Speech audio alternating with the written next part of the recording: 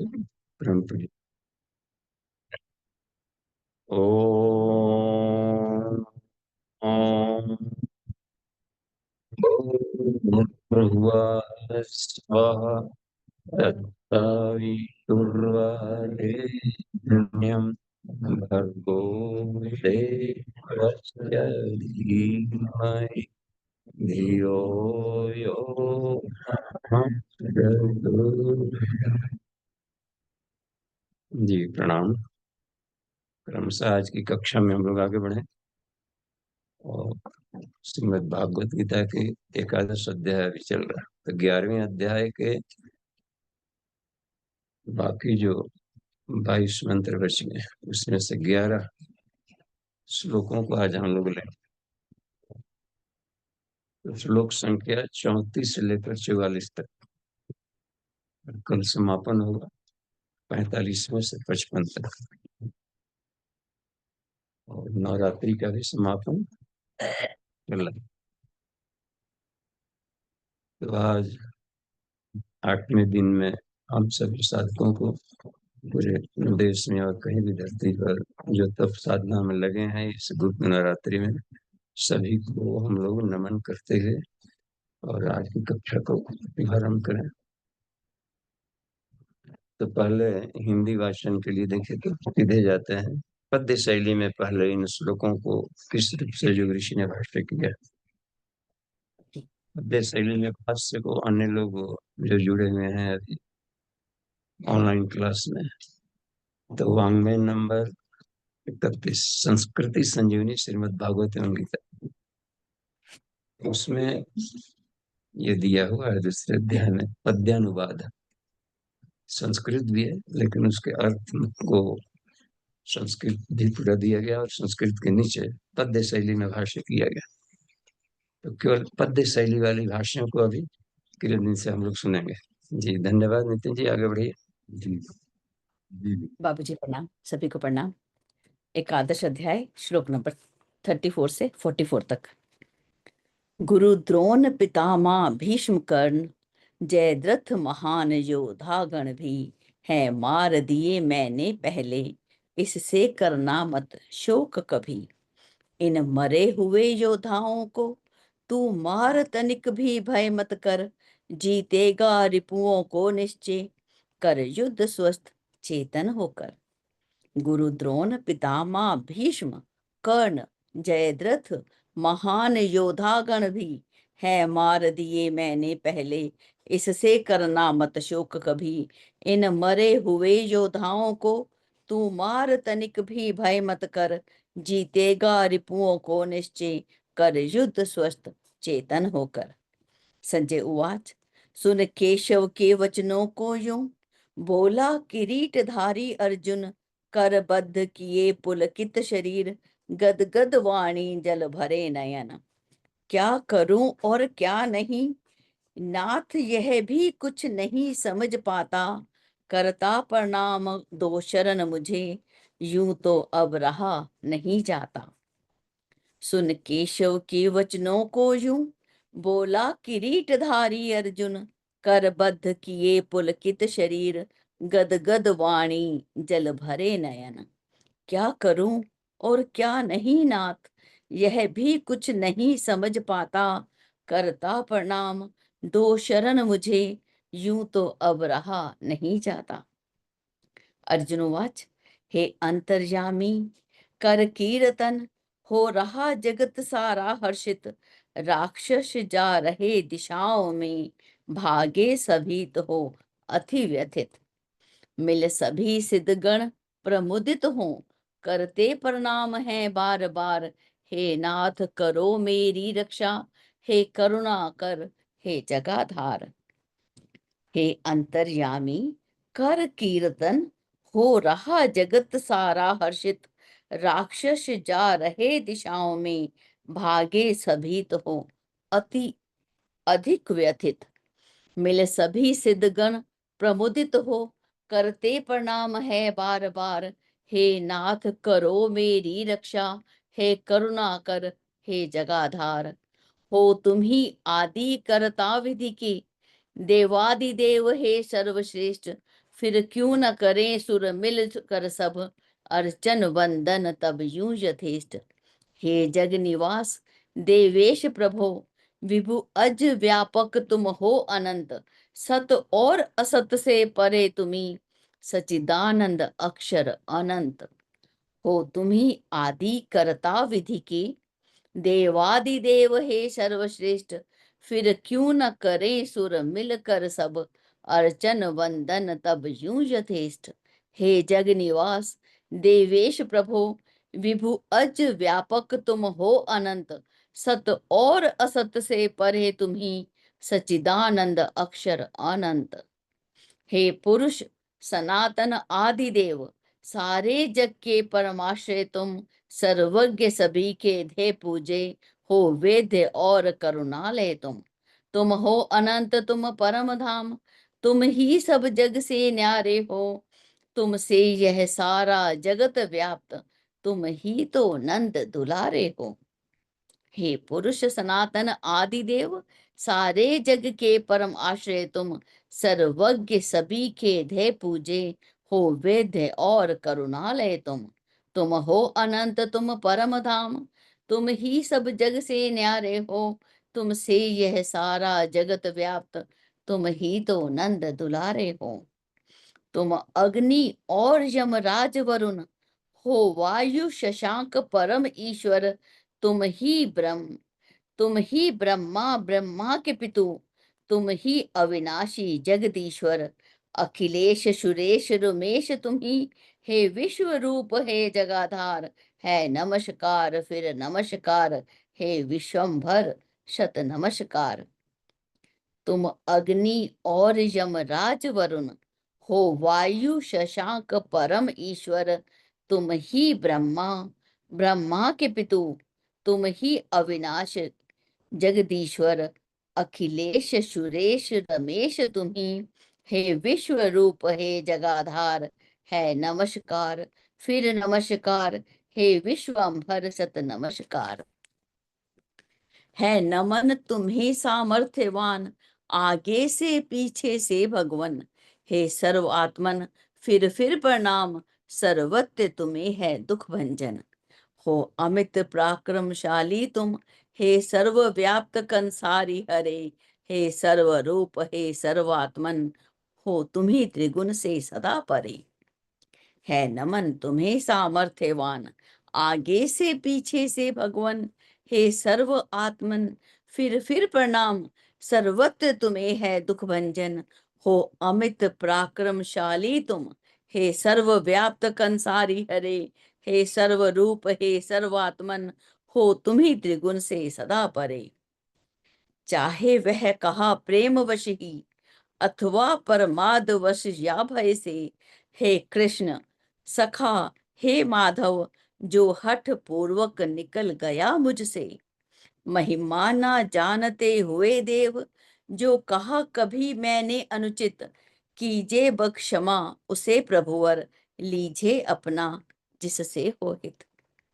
चाहे वह कहा प्रेम वश ही, अथवा परमाद वश या भय से।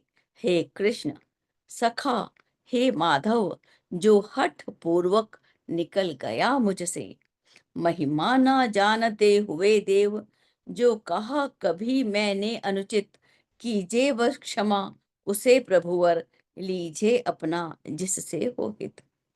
हे अच्युत तुम्हें हंसाने को, जो कर्म हुए मेरे द्वारा। एकाकी मित्रों के समक्ष, जाने अनजाने हठ द्वारा। शैया विहार भोजन करते, हो किया अगर अपराध कभी।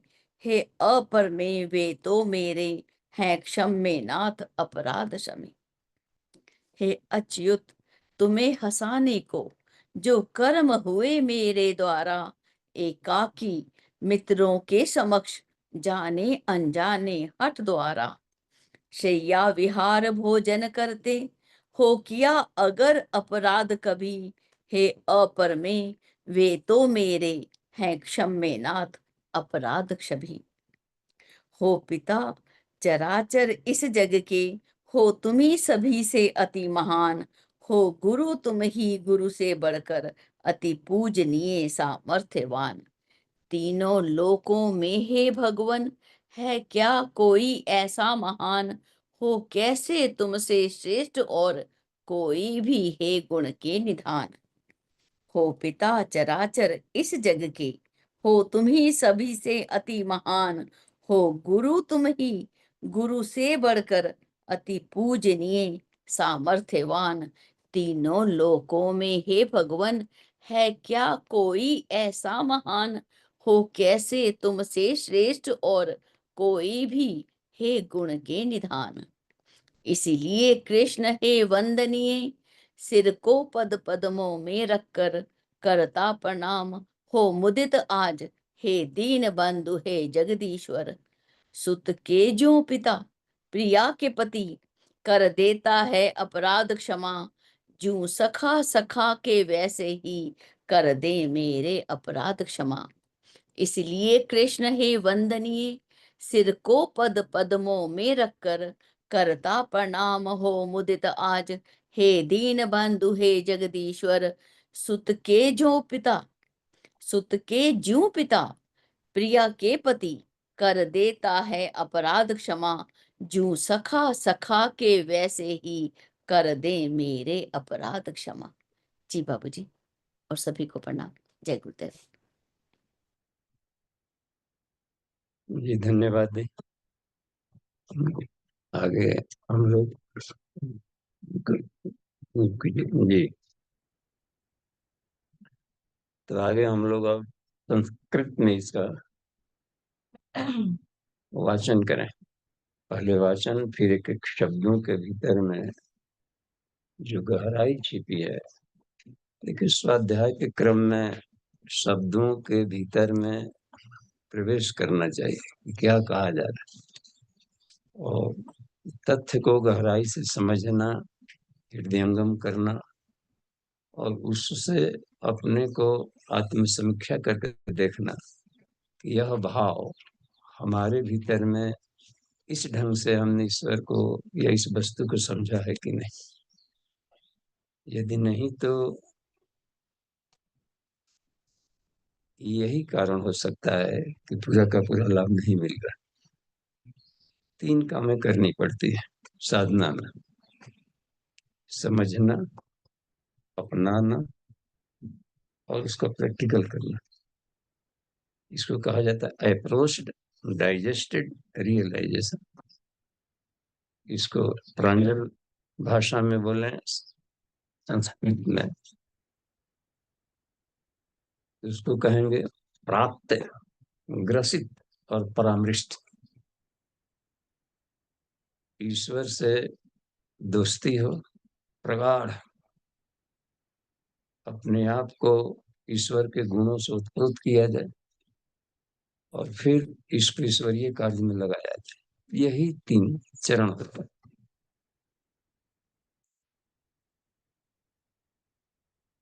जो भी श्रेष्ठता को पाए हैं, इन्हीं तीनों तकनीकों को अपनाया।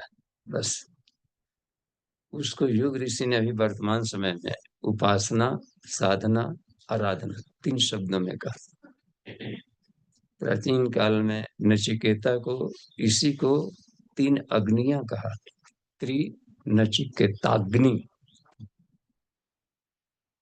3 तरीके से हम उसको समझे। ब्रह्म के साथ सायुज्यता उपासना कहलाता है, आत्मनियंत्रण ये साधना कहलाता है, और लोक सेवा यह आराधना कहलाता है। बस इससे 3 विचित्र तरह की दैवी शक्ति भीतर में जागृत होती है। उसी को ओजस कहते हैं, तेजस कहते हैं और ब्रह्म वर्चस कहते हैं। आइए हम लोग पहले देखें आज के 11 श्लोकों में 34वां नंबर का संस्कृत में इसको दोहराना। द्रोणं च भीष्मं च जयद्रथं च, द्रोणं च भीष्मं च जयद्रथं च, कर्णं तथान्यानपि योधवीरान्, कर्णं तथान्यानपि योधवीरान्, मया हतांस्त्वं जहि मां व्यथिष्ठा मया हतात्मं, यहि मां व्यथिष्ठा युध्यश्चरेता शिरणे सपत्नान्, शिरणे सपत्नान्। अब यहाँ पर भगवान बोल रहे हैं उस इस विराटता का, जो विश्व रूप का दर्शन किया है, सारे विश्व के सभी घटकों को जिसे लगता है कि महाप्रलय में चबाए जा रहे हैं, और इस तरीके से जब प्रलय की स्थिति आती है तो नियंता सर्व विश्व से सभी को अपने में विलीन कर लेते हैं, तहस नहस ध्वंस करके ब्लास्ट कर दिया जाता है सारे परमाणुओं को, उल्टी धूल। उसी का विचित्र वर्णन इसमें किया गया है ताकि हम भयभीत ना हो, संसार के किसी भी घटनाक्रम को देख करके भयभीत ना हो। हर चीज टूटता है तो अपने ढंग का आवाज करता है, एक ही तरीके से नहीं टूट जाता है, मूल्य आसानी से टूट जाएगा, ये बात बन जाती है। और वही है कि कोई जिसके फाइबरस तने हैं वो नहीं टूट पाते। वही भिंडी जब ओल्ड हो जाती है, भिंडी है ना फिर, तो उसको मोड़ोतर ही नहीं टूट पाता, उसमें रेसे रेसे कुछ बन गए, कुछ वो रूपांतरित हो गया, तो उसको तोड़ने के लिए अलग बल होता है। एटम को साधारण तरीके से नहीं तोड़ सकते कि हम तोड़ दें उसको मूंगफली की तरह। एटम तोड़ता है तो महाब्लास्ट करता है। तो यही बड़ा विचित्र दिखाई पड़ रहा है कि जो हठीले कुछ संस्कार वाला है उनको तोड़ने के लिए भीतर में बहुत आग की जरूरत पड़ती है। तो इसी में पूरा भयभीत था वो। अब यहाँ पर बता रहे हैं कि बड़े टास्क देख करके भी हम भयभीत ना हो, ईश्वर का काम है। और तो इसका मतलब है कि कोई ड्यूटी दी जाती है और ईश्वर हमें कोई काम देता है, तो काम दिया ये कैसे पता चलेगा कि ईश्वर ने दिया? तो सामने जो भी संसार गतिशील है, अपने सामने से जो गुजर रहा है वो वर्तमान समय, और वह गतिशीलता ईश्वर के द्वारा प्रदान की जा रही, कण कण में जो गतिशीलता है। तो अपने सामने से जो गतिशीलता गई, हम अपनी प्रतिभा के आधार पर इसका हम बेटर यूज करें। हर समय गुजर रहा है जीवन में, उसका अधिकतम सदुपयोग कर लिया जाए, क्योंकि वह दोबारा लाइफ में फिर लौट के नहीं आने वाला। इस परिस्थितियों को, क्योंकि हर परिस्थितियां ईश्वर द्वारा ही प्रदान की जाती है, उसको आत्म कल्याण में लोक कल्याण में लगा लिया जाए। दोनों में से एक भी पक्ष कमजोर हुआ तो उसका पूरा उपयोग नहीं कर पाया। आत्म कल्याण आया, लोक कल्याण आया, और वातावरण परिष्कार आया। वर्तमान परिस्थितियों में इसका हम क्या एप्लीकेशन कर सकते हैं, इसको रिफाइन करना है, और जिससे हमारा वर्तमान से भविष्य बेहतर, ये है उसका तकनीक जानने का। अब यहाँ पर बता रहे हैं जहां पर ये देखे कि अब तो काम लेना है अर्जुन से, और ये भी भयभीत हो गया है काफी। तो अब यहाँ पर उसके बोझ को हल्का कर रहे हैं बताकर कि हे अर्जुन, द्रोणं च भीष्मं च जयद्रथं च कर्णं तथाप्यन्यानपि योधवीरान्। यहाँ बता रहे हैं कि जो जो अन्य किसी भी तरीके के द्वारा जो अबद्ध थे, अबद्ध का मतलब है कि अन्य प्रयासों से वो आसानी से मर नहीं सकते थे। वो इनमें से एक भी जिंदा रहता तो पूरे पांडवों को और सारे धर्म को जो जब अधर्म में लगा दिया शक्ति, और इतना ताकतवर है कि अकेले काफी है, अकेले ही रावण काफी है पूरी धरती को तबाह करने के लिए। अब इसमें से ये जितने योद्धा हैं समझिए, उस समय लगता है कि राम के समय से भी खतरनाक स्थिति आ गई हो।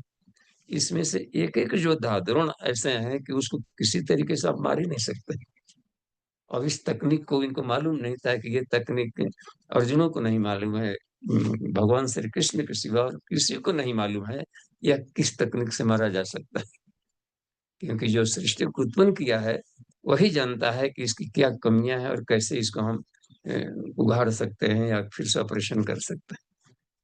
तो द्रोण का वही देखिए, यहाँ पर द्रोणाचार्य है, सब ये लोग, ये सब ब्रह्मास्त्र वाले सब थे। भीष्म पितामह सब ब्रह्मास्त्र इन लोगों के पास था, और वो भी अन्य तरीके से नहीं मारे जा सकते थे। जिसको शिक्षा जीवन मिला हुआ हो और प्रतिदिन संकल्प लिया हो कि 10,000 योद्धाओं को मारेंगे, और युद्ध में मार भी रहा है वो, खून की नदियां बह रही हो, धनुष का टंकार, लाशों की चीख चिल्लाहट, इसकी बाद में देखिए ये ऐसे ऐसे योद्धा हैं। यदि नहीं रहता तो वहां पर जब कहा कि मारो नहीं तब कोई उपाय नहीं अपनी पितामह को, वहां थोड़ा सा ही हिचका, तो कृष्ण ने अपना वचन तोड़ दिया कि बाण जय सारा वचन तचन, और इसको मारना जरूरी है अभी। अब तब जाकर के उठा लिए थे इसको, ले लिया था सुदर्शन चक्र, उठा लिया इसको। ये तब समझा जा सकता है ना कि जो संकल्प होते हैं तो इस सारी मर्यादाओं को तोड़ी जा सकती है जब आदर्श खतरे में, क्योंकि आदर्शों का समुच्चय परमात्मा होता है। इसलिए लिहाज तिहाज ये नहीं देखा जाता, वहां ये देखा जाता है कि अभी यदि धर्म को हम नहीं बचा पाए तो ये ऐसी स्थिति आ गई थी। ये वाला है, कहा कि इसमें से जो द्रोण है उसको भी हमने मार दिया, मार दिए हैं इन सारे द्रोणाचार्यों को, भीष्म पितामहों को भी हम मार चुके हैं, और जयद्रथ, ये सब खतरनाक खतरनाक थे। देखते उसको मारने के लिए भी सूर्यास्त करना पड़ा था कि ताकि, और वो कृष्ण के सिवा किसी से नहीं हो सकता था। और ये संकल्प भी ले लिया था कि अब करेंगे, लेकिन ताकत नहीं, सामर्थ्य नहीं है अर्जुन में। तो वहां वहां ऐसे योद्धाओं कहा कि जिससे तुम भयभीत हो, इन योद्धाओं को देख करके सारे गांडी तक पटक दिए और ये सब फेंक फाक दिए थे। इन सारे योद्धाओं को हमने मार दिया है। जयद्रथ भी था और कर्ण भी अकेले काफी है सब, उनमें इतने इतने पराक्रम थे, सब ब्रह्मास्त्र के सब ये पा लिया था, कर्ण के पास भी ब्रह्मास्त्र था, और ये सब जीत सकती हैं। तथा अन्य भी योद्धे योद्धा हैं, मया हतांश, मेरे द्वारा मार दिया गया, मैं उनको समाप्त कर चुका। नहीं दिख रहा है तो उसको विराट में दिखा दिया था कि देखो हम चिल्ला रहे हैं, सबको मार चुके हैं, ये दर्शन में देकर के। तो जही, तुम जही, इसको तू मार। कोई लड़का डर रहा हो कि सांप आ गया फों कर रहा है तो मार दिया, उसके बाद मैंने डर खत्म करने के लिए सामने रख दे कि लाते लाते मार इसको, ताकि भय खत्म हो। मुर्दों को मारना, ये गजब। हाँ, हम सबको मार चुके हैं, तुमको तो सिर्फ लाशों को निपटाना भर है, ये करना। इतना ये सारी बातों को निकाह करके कहते हैं ये, जेता से रण, रण में तू विजय को प्राप्त हुआ, किन से, किन शपथनानों से। सपत्न कहलाते हैं ऐसे योद्धा, ऐसे प्रतिपक्षी, ऐसे दुष्ट दुर्गुण है जो अपने भीतर में है और दुष्ट बन चुके हैं, और हमें खराब नहीं लगता है। कोई व्यसन हो गया हो, कोई आदतें ऐसी हो गई अपने भीतर में कि हम चाह कर के भी नहीं है, और वो हमको कभी कभी सुख भी दे रहा है, तो उसको सपत्न कह देते हैं। तो ये सब मोहबद्ध हो गया है इसके चक्कर में, ये सब भाई है कि आए हमारे ना हमारे, सब कीर्तन विमूढ़ता, ये सब सपत्न कहलाएंगे। ऐसे ऐसे सपत्नों को तू रण में, तो क्या है कि तू इसको, अब तो इसी से तू युद्ध कर। इसमें एक बात बन रही है, इसी क्रम में एक बार की बात याद आ जाती है, कभी कभी युग ऋषि कक्षा ले रहे थे जब महाकाल प्रज्ञा अवतार कही तो ले रहे थे, तो इसी बात बात में एक बात आ गई थी कि हमने द्रोणाचार्यों को मार दिया, ये शब्द भी बोले, ये सारे भीष्म पितामहों को हम मार चुके हैं। वो शब्द इनके मुंह से निकला देखकर हम बड़े दंग थे कि ये सचमुच में क्या इनका कहना है कि जहाँ भयभीत न हो। अब जब निकल पड़े हैं योद्धा उनके पांडवों की टीम में या राम के पक्ष में, तो इस तरीके से जो बात बनती है तो सारी क्रियाएं की जा चुकी है। श्रेय लेना है तो उसमें आकर तुम लोगों को सिर्फ श्रेय लेने हैं, थोड़ा सा निमित्त मात्र बनना है, ये लाने का भगवान का। तो ये एक बात थी इसमें। और देखिए अगला हम, अब यहाँ पर ये युद्ध कर तो जीतेगा हिरण। संजय उवाच, अब वहां पर क्या दृश्य चल रहा है, क्योंकि अब वो एक मौन की स्थिति आ गई थी ऐसे करने से। तो अब वो अर्जुन, यहाँ संजय फिर जाकर धृतराष्ट्र को वहां बता रहे हैं कि हे राजन, एतत् श्रुत्वा वचनं केशवस्य, एतत् श्रुत्वा वचनं केशवस्य, कृताञ्जलिर्वेपो वेपमानः किरीटी, कृताञ्जलिर्वेपमानः किरीटी, नमस्कृत्वा भूय एवाह कृष्णं, कृष्णं सगद् गदं भीत भीतः प्रणम्य, गदं भीत भीत प्रणम्य। ऐसा वचन सुनकर केशवस्य, तो वहां पर श्री कृष्ण के ऐसे वचन को सुन करके कृतांजलि प्रणाम करके अपने एक पुलकित नहीं, एक बहुत प्रोत्साहन किसी को दे दें तो एक अलग से ही आ जाता है वीडियोस कि इतना है, तो उसमें एक रोमांच आया। इस तो रोमांचित किरीटी वहां पर जो राजा था मुकुटधारी को किरीटी कह दिया। इसका मतलब कि युद्ध में सब मुकुट पहन पहन कर गए। यानी कि इससे भी होता है कि सामने से रैंक देख करके भी सामने वाला घबराता है। ये देखते हैं ना, 3 स्टार देख लिया उसमें जा करके, और वो बात बन जाती है कौन आ रहा है, ये से इसको देख करके लोग सैल्यूट मारने लगते हैं। तो वहां पर भी अपनी गरिमा का बोधत्व करने के लिए सबके अलग अलग वैरायटीज के मुकुट भी होते थे। ये इनका मुकुट है, राजा मुकुट है, तो जा करके दुर्योधन का मुकुट ला दे यहाँ पर, तभी हम बता देंगे कि हमारे मरने का रहस्य क्या है। इस पितामह ने बोला था हवन करने का। ये एक बात रहती है कि गरिमा साथ ही वो कुछ न कुछ है, रक्षा का भी काम करता हुआ, कम से कम ऐसा जरूर बना होता है कि अस्कल को बचा सके, खोपड़ी को, और कानों तक भी उसमें आए रहता है। देखते नहीं सब, एक तरीका से वो हेलमेट टाइप का भी होता था। युद्ध में जब पहनने का मतलब ये नहीं है कि ये दूल्हा मान लेते हैं मोर उड़ा तो उड़िया गया, बार बार उसमें ठुकरा ही बांध रहे, ऐसा रहता था वो कि एक तरीके से वो ये बना हुआ है कि वो हेलमेट भी है, योद्धा भी है, और एक सिंबॉलिक भी होता था उस पर देखकर, किसी में अलग अलग टाइप के कुछ सिंबल बने रहता है ये करने का। तो वह किरीटी और रोमांचित हर चीज भीतर से जो आ गया है, पुलकित वेपमान नमस्कृत्वा, वह प्रणाम करके और श्री कृष्ण भगवान से बोलते हैं गदगद वाणी से, भीत भीतम।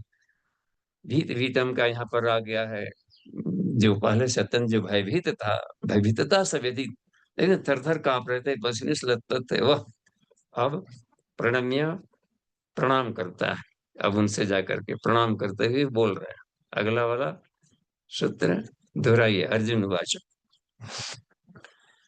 स्थाने ऋषिकेश तव प्रकृत्या, स्थाने ऋषिकेश तव प्रकृत्या जगत् प्रहृष्यति अनुरज्यते च, जगत् प्रहृष्यति अनुरज्यते च, रक्षांसि भीतानि दिशो द्रवन्ति, रक्षांसि भीतानि दिशो द्रवन्ति, सर्वे नमस्यन्ति च सिद्धसङ्घाः, नमस्यन्ति च सिद्धसङ्घाः। यहाँ पर जाकर देखिए, ताने ऋषिकेश कहा कि हे ऋषिकेश, मैंने हे भगवान, उनके तरह तरह के नामों का उच्चारण किया है संबोधन में, कहीं कहीं महाबाहो, कहीं कहीं हे ऋषिकेश और हे जनार्दन। इसमें मानता है जिनको जो आत्म विजेता होता है वहां पर भी ऋषिकेश कहते हैं। साथ ही में ऋषि बालों को भी कहा जाता है, घुंघराले बालों वालों को लेकर आज से गुडाकेश शब्द इनके लिए बोल सकते, इन्होंने हे ऋषिकेश, या हे सारे संसार के विचित्र बनावटों के ईश्वर मालिक, या इंद्रियों को भी ऋषि कहा जाता है, ऋषिक। तो हे ऋषिकेश, तब प्रकृत्या जगत कृष्ण, आपका संकीर्तन, आपका गुणगान, आपके महिमा का जो स्वीकार करते हुए जो स्तुति करने वाले लोग हैं, जो भजन करने वाले लोग हैं, जो ऐसे भक्त हैं जो आपको बिल्कुल ही अपने हृदय में स्थान रख करके और आपका स्तुति करते हैं, आपका स्तवन करते हैं, वह अनुरज्यते। अनुरज्यते का मतलब होता है कि और भीतर में चमक बढ़ जाना, अनुरक्ति, यानी प्रेम की प्रगाढ़ता को और बढ़ा लेते हैं। अनुरज्यते चमक, चमक तो है लेकिन थोड़ा सा और चमक बना दें। एक बार ये एटॉमिक हवा भगवान उस समय बताया था कभी युद्ध में कि जो तोप तोड़े जा रहे हैं, बम ब्लास्ट किया जा रहा है, तो तुम्हारे चेन को उसको क्यों नहीं तोड़े, तो कहा कि थोड़ा सा ऑटोमिक पॉलिश कर दे उसको।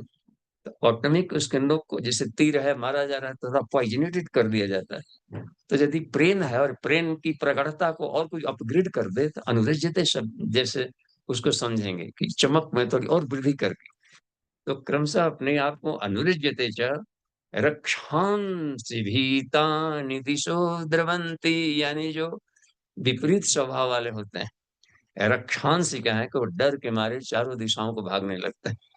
जैसे दीपक जलाएंगे, जलेगा तो साफ है कि अंधेरा विलीन होगा, ये मानते हैं ठीक से।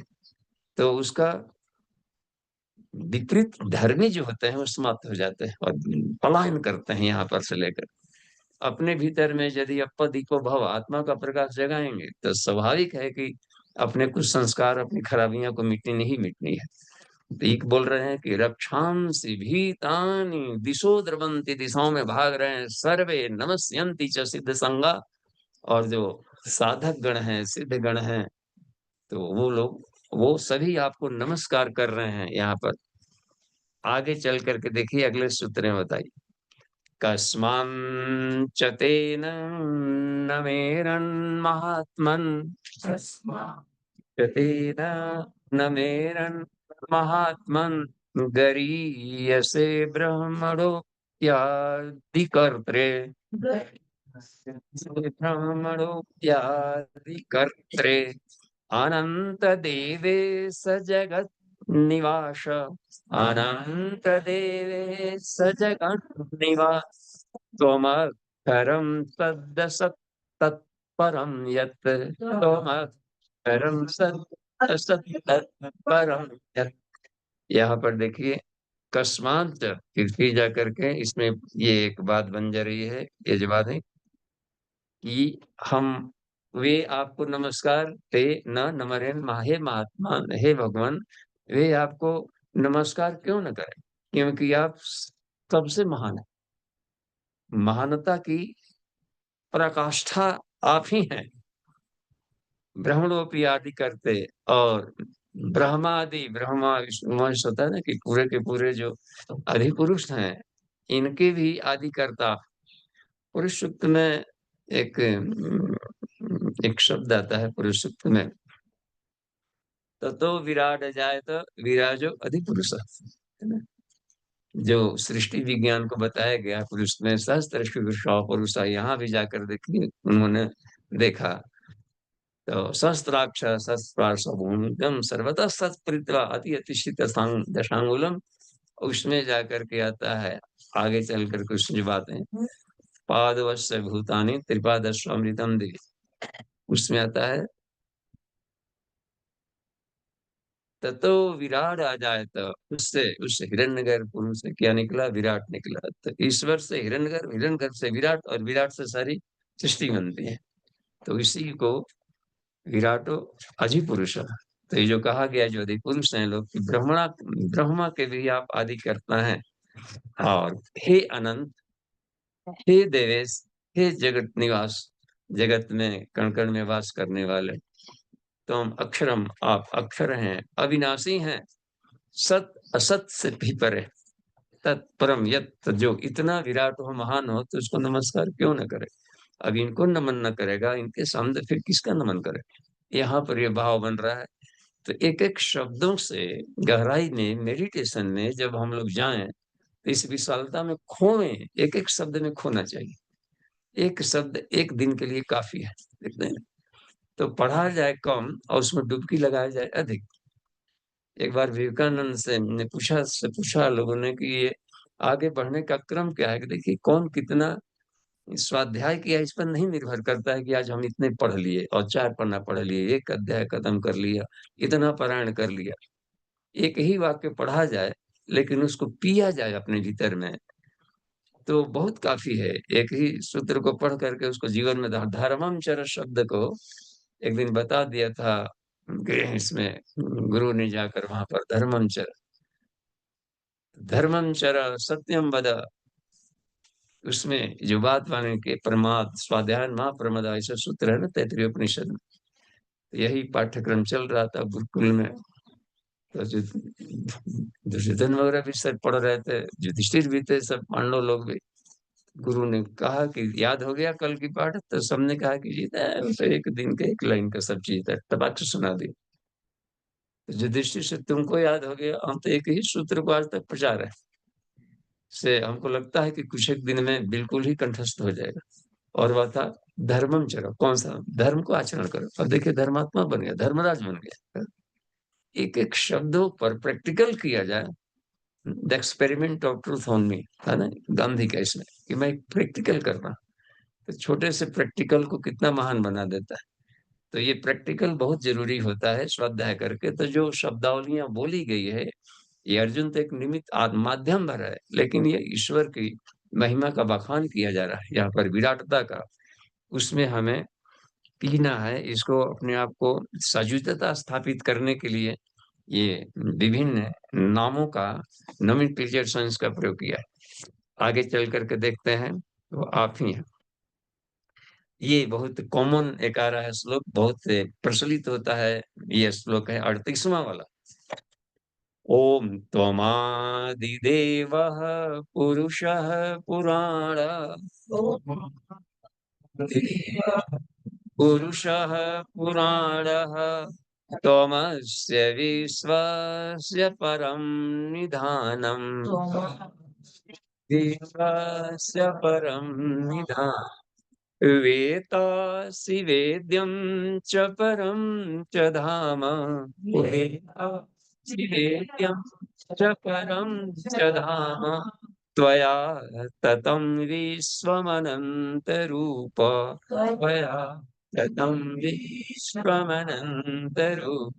यह बहुत ही सामान्य है। कम से कम कुछ गीता के सूत्र ऐसे हैं जो कि इतने प्रचलन में हैं कि उसको 2 4 5 10 सूत्र ये भी साथ में मिल जाए तो जीवन को बिल्कुल ही ये ढंग से शानदार पाथेय का काम करते हैं। अबाधित कह रहे हैं यहाँ पर कि तुम आदिदेवा, आप आदिदेव हैं, पुरुष हैं, पुराण है। पुराण का मतलब शाश्वतता नहीं होता है यहाँ पर। और तुम अस्य विश्वस्य परम निधान, और इस समग्र विश्व के परम निधानम, परम आश्रय हैं। वे तासी, आप ही इस विश्व ब्रह्मांड के घटक को जानते हैं। जो बनाया है वही जान सकता है सृष्टि के। हम लोग नहीं समझ सकते हैं कि इसका क्या है रहस्य। कुछ हद तक समझ सकते हैं व्यवहारों को, लेकिन समग्रता से। प्रज्ञोपनिषद में एक सूत्र आता है, उसमें इस अध्यात्म प्रथम मंडल में यह परब्रह्म के स्वरूप को बताने के लिए कोशिश किया है। अनंतम, अनंतम तत् परब्रह्म, तद अचिंत्यम अगोचरम, समग्रम तत्व विज्ञातुम नहीं सक्यम कथंचन। समग्र रूप से जानने में किसी के द्वारा वो संभव नहीं। तो समग्रता में नहीं जान सकते तो थोड़े से भी अंशों को हम कर ले तो, एक वृक्ष के सारे गुणों का लाभ ना ले तो थोड़े से भी हम लाभ ले सकते हैं। कभी कभी होता है ना कि पंचांग का ही सेवन करें, तुलसी के जड़ वगैरह, तो उसका एक घटक को भी लिया जा सकता है। और मान लीजिए किसी ईश्वर अपने इष्ट है, हनुमान जी के इष्ट हो, कृष्ण इष्ट हो, राम इष्ट हो, शिव इष्ट हो, गणेश इष्ट हो, जो भी अपना इष्ट बना लिया, उनके सारे गुणों को नहीं भी अपना पाए तो एक भी गुण को अपना लिया जाए तो करंट तो फ्लो करने लगेगा अपने भीतर में उसके द्वारा। और वो ईश्वर में बनता जाएगा, बनता जाएगा, उसकी और भी उसकी तेजस्विता बढ़ती जाती है। किसी भी तरह से प्लगिंग कर ले, उसमें जुड़ाव कर ले। यहाँ पर बता रहा है कि आप वेत्तासी हैं और वेद्यम हैं, आप ही जानने योग्य हैं। संसार में क्या जानना चाहिए? ईश्वर को जाना, बस। आत्म साक्षात्कार, परमात्मा साक्षात्कार, सभी तरह की योग साधनाओं का अंतिम टारगेट होता है। आत्मावारे ज्ञातव्य, आत्मावारे ध्यातव्य। यहाँ पर बृहदारण्यक में मैत्रेयी को याज्ञवल्क्य बता रहे हैं कि हे याज्ञवल्क्य, इस सृष्टि में एक ही चीज जानना है, आत्म तत्व को जाना। आत्मावारे ज्ञातव्य, ध्यातव्य, श्रोतव्य, मंतव्य, इसमें बात कही है। और यही इसलिए कहा है कि वेद्यम, जाननी चाहिए। च परम, आप ही परम है, च धाम भी है, त्वया तत्तम विश्व अनंत रूप। यह अनंत विश्व जो भी दिखाई पड़ रहा है इसके अनंत रूपों में, आप इसमें तत्तम है, ओतप्रोत, ओतप्रोत। और जब ओतप्रोत हो, ईश्वर भी सर्वव्यापी है, इसका मतलब होता है कि यहाँ पर जो भी हम सब देख रहे हैं यह सब कुछ ईश्वर ही है, क्योंकि ओतप्रोत है इसमें के द्वारा आप यहाँ। इसलिए आप ही जानने जोगे हैं। अगला वाले सूत्रों को हम लोग देखते हैं। वायुर्यमोऽग्नि वरुणः शशाङ्कः, वायुर्यमोऽग्नि वरुणः शशाङ्कः, प्रजापतिस्त्वं प्रपितामहश्च पतिस्त्वं प्रपितामहश्च नमो नमस्तेस्तु सहस्रकृत्वः नमो नमस्तेस्तु सहस्रकृत्वः पुनश्च भूयोऽपि नमो नमस्ते पुनश्च भूयोऽपि नमो नमस्ते। जो विभिन्न रूपों में कुछ एक दिव्य शक्तियों का नाम गिना दिया है यहाँ पर। आप ही वायु हैं। वायु ये केवल चलने वाले को ही वायु नहीं, प्राण को ही वायु कहा जाता है। सारे सृष्टि में प्राण का प्रवाह दौड़ रहा है और प्राण की गतिशीलता सब चल रहा है। तो यहाँ पर कहा कि आप ही वायु हैं और यम इसको नियंत्रण करने वाले जो तेजस्विता दिख रही है हर जगह, वो आप हैं। और वरुण, आप ही वर्ण करने योग्य है। वरुण कौन होता है? इस संसार में वर्ण करने योग्य कौन सा है? जो वर्ण करने योग्य है वह वरुण है। और वर्ण करने योग्य है तत्सवितुर। गायत्री मंत्र में कहा जाए तत्सवितुर वरेण्यम। बहुतों ने प्रयास किया वर्ण करने का, थोड़ा धन को वर्ण करके देखते हैं कि शायद जीवन का अंतिम सुख मिल जाए लास्ट में। रावण जैसे लोगों ने प्रैक्टिकल किया, किसी ने बल का प्रयोग किया कि बल को वर्ण, किसी ने ज्ञान को माध्यम बनाया। सब कहा कि वर्ण करने योग्य इनमें से एक भी नहीं है, क्योंकि यह आत्यंतिक लक्ष्य को नहीं प्राप्त कराता है। वर्ण करने योग्य है वह तत्सवितुर परमात्मा। तो यहाँ पर रखा गया है कि इसलिए उनका एक नाम है वर्ण। यहाँ पर ये सारे उनके ईश्वर के पर्यायवाची नाम। और भी शशांक, आप ही शीतलता की चरम सीमा है। कैसे शीतल? चंद्रमा जैसा। एक लोग एग्जाम्पल दिया जाता है कि चंद्रमा की पूजा करें, तो लोग होता है कि चंद्रमा की आप पूजा कर रहे हैं और वैज्ञानिक जा करके आर्मस्ट्रॉन्ग जा करके उनको पर ढांग धूंग के आ गए, नहीं तो पैर रख लिया लात लत्तम उत्तम करके आ गए। तो यहाँ पर इसकी बात नहीं कही जाती है। जो शब्दावलियां आती है, चंद्रमा ईश्वर शीतल है, आह्लादिक देता है। कैसा? चंद्रमा जैसा। फॉर एग्जाम्पल होते हैं सब कि इनके जैसा। आप तेजस्विता हैं, बराबर गतिशील है, प्रेरणा देते हैं। कैसे? सूर्य जैसा। बस सूर्य उपासना यानी हम प्रेरणा को उपासना करें। बृहस्पति उपासना यानी डिसिप्लिन को उपासना करें, अनुशासन। ये सब तो एग्जाम्पल्स होते हैं। सारा सृष्टि एक एग्जाम्पल है, इसी में कहा जाता है। शुक्र की पूजा करो, शुक्र माने संयम की पूजा करें। मंगल की पूजा करो, मंगल यानी कल्याण की पूजा करें। बुध संतुलन होता है, बृहस्पति अनुशासन होता है, शुक्र शनि कहते हैं तितिक्षा को, तब तितिक्षा करो। तो ये सब बातें बनती हैं, गुणबोधक होते हैं, शीतलता बात बन रही। तो यही सब बात दिया जाता है यहाँ पर। आप ही प्रजापति हैं, सारे प्रजा के स्वामी भी हैं और प्रपिता ब्रह्मा के भी निर्माता आप ही हैं। आगे चलकर देखिए, नमो नमस्ते अस्तु सहस्त्र कृत्वा, हजारों बार आपको नमः नमः नमन है। एक है न, और प्रेयर में जो हम लोग बोलते हैं नमोस्तनंताय सहस्त्रमूर्त। विभिन्न रूपों में, चाहे जीव जंतु हो, पक्षी हो, पेड़ पौधे हो, कुछ भी जो दिखाई पड़ता है, यह भाव आनी चाहिए, इसको प्रणाम करना। ये इसी तरह यहाँ पर कहता है। आगे देखिए, पुनश्च भूयोपि नमो नमस्ते। बार बार नमस्कार है, नमस्कार है, नमन है, नमन है, नमन है। इस तरीके को यहाँ पर अर्जुन के द्वारा, यानी एक समर्पित भक्त, देखिए यहाँ पर जो ईश्वर है वह जाकर ये स्थिति बनती है। तो उठते बैठते चलते फिरते कबहू न बिसरे, इसको कहते हैं पुनो भूयोपि नमो नमस्ते। पुनश्च भूयोपि, एक क्षण के लिए भी जब भुलक्कड़ी ना आवे, ऐसी वाली स्थिति में एक समर्पण के भाव से यहाँ पर एक प्रवाह दिख रहा है। आगे चल करके देखते हैं अगले सूत्र में। समय भी देखते चलिए, है अभी समय। नमः पुरस्तादथ पृष्ठतस्ते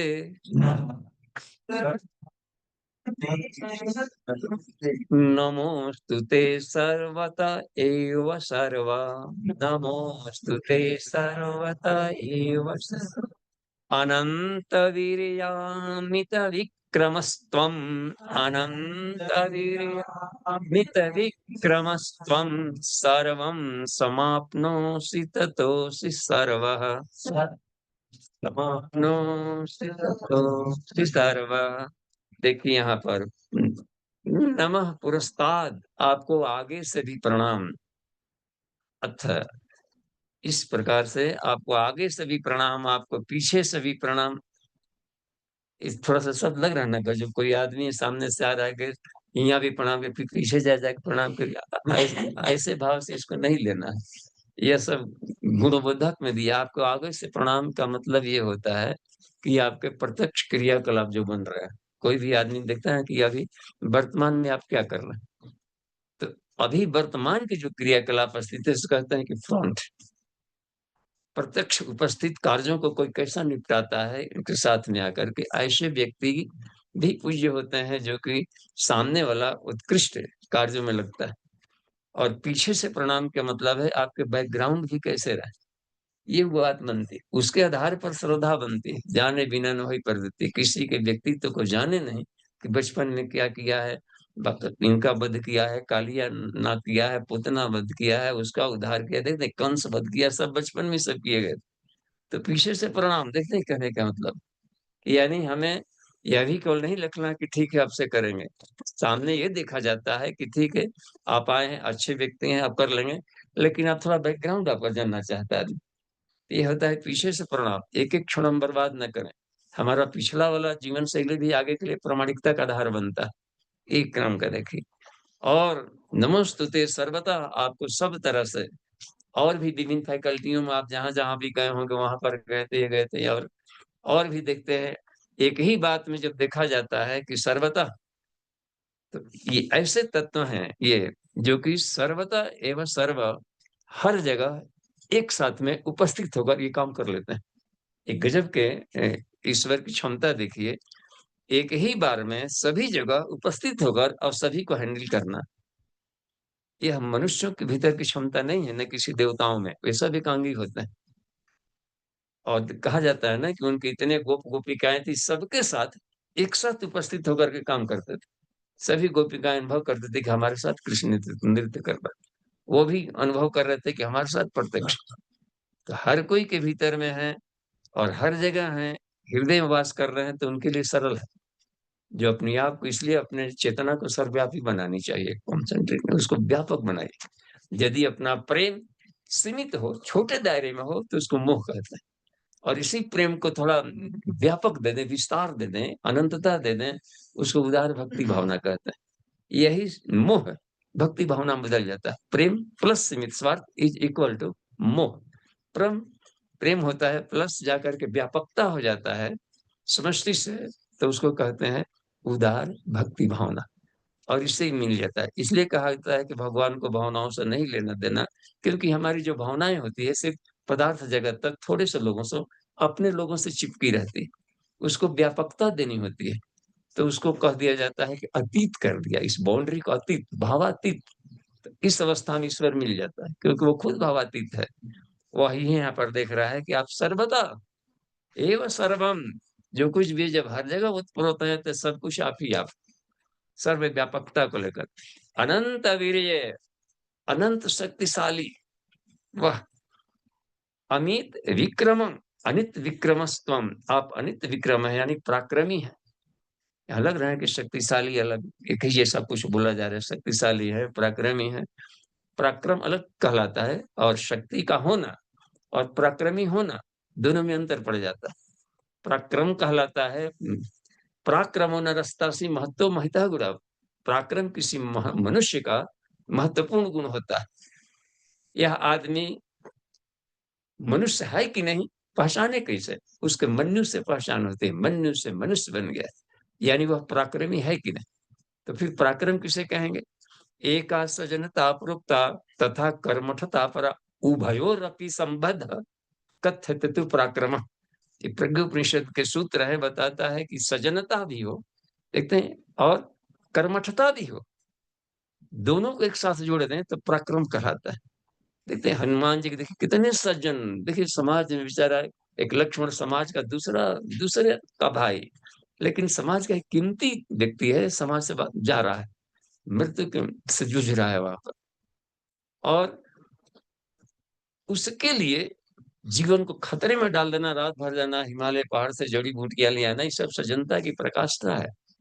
या उधर जाकर देखिए, हे हे हे भगवान, विश्वामित्र से कह रहे हैं राम के उदाहरणों में जाकर देखिए उधर करने का, ये हड्डियों के ढांचा का है कि ये किसने कर दिया, किसकी है? तो ये ऋषि मुनियों है जो रिसर्चर स्कॉलर थे, साइंटिस्ट थे, विश्व कल्याण के लिए जो खोज कार्य कर रहे थे, उनकी हड्डियों का ढेर इन्होंने बना दिया है। लागी अति दाया, अब वहां पर सजनता है बात बनती है। या फिर दूसरे, निश्चरहीन करो मैं, कर्मठता का अध्याय अब आता है, हमें क्या बात करनी है। तो ये हर जगह देता है। तो श्री कृष्ण के, ईश्वर के ये गुण होते हैं कि अति सजन है, अत्यंत। नाम ही एक भोला, शिव जी का एक नाम है भोला, यानी अत्यंत सजन, जिसके हृदय में सबके लिए स्थान हो, सबके लिए सजनता की चरम सीमा। और रुद्र, देखते हैं जहां भी मतलब कि उनके नाम पर कुछ और भी कर रहा हो तो उनको जबड़े भी तोड़ डालते हैं, रुला भी डालते हैं, पराक्रम की भी प्रकाशता देख रहे। यहाँ पर कहा, उसको कहते हैं सजनता और कर्मार्थता क्या चरम सीमा है।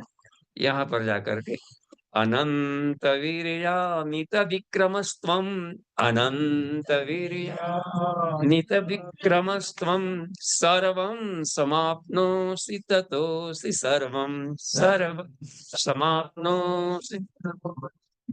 आप पूरे विश्व ब्रह्मांड को, सबको, समाप्नति का मतलब होता है परिप्लुत होकर के, ओतप्रोत कर डालते हैं। इसलिए ततो असि सर्वम, इसलिए आपके सिवा यहाँ पर दूसरा कुछ भी नहीं। सर्वम जब कण कण में है, छोटे से छोटे कण के भीतर के कण में हर जगह जब ईश्वर ईश्वर है, तो ईश्वर को सर्वम कर देंगे। ये सब कुछ सर्वम आप ही आप हैं। आगे चल करके देखते हैं 41वां 42वां, 44 तक आज चलना है ना। हाँ, पढ़ते जाइए तेजी से। सखेति मत्वा प्रसभं यदुक्तम्, सखेति मत्वा प्रसभं यदुक्तम्, हे कृष्ण हे यादव हे सखेति, हे कृष्ण हे यादव हे सखेति, अजानता महिमानं तवेदम्, अजानता महिमानं मया प्रमादात् प्रणयेन वापि, महा 42वां भी दोहराइए। यच्चावः सार्थम सत्कृतोऽसि, यच्चा, हाँ, इस सब एक ही पंक्ति में हो गया है ना, सारे शब्द इसलिए होता है, तो इसलिए उसको हम यहाँ पर इस तरीके से पढ़ते हैं। इसमें देखिए कितना बनता है इसमें। तो यथा यहाँ पर है ना, ये कौन है, कृतोषि, यत यत च, यहाँ पर यत च अवहासार्थम, एक शब्द यहाँ पर आ गया है, यत च अवहासार्थम असत्कृत, असत्कृतो असि, इसमें एक हो गया है, यत च अवहासार्थम, और दूसरा है असत्कृत और असि। अब देखिए इसमें पर आगे बढ़ जाइए। विहार शय्यासन भोजनेषु, विहार शय्या एकोऽथवाप्यच्युत तत्समक्षम्, एकोऽथवाप्यच्युत तत्समक्षम्, तत्क्षामये त्वामहम् अप्रमेयम्,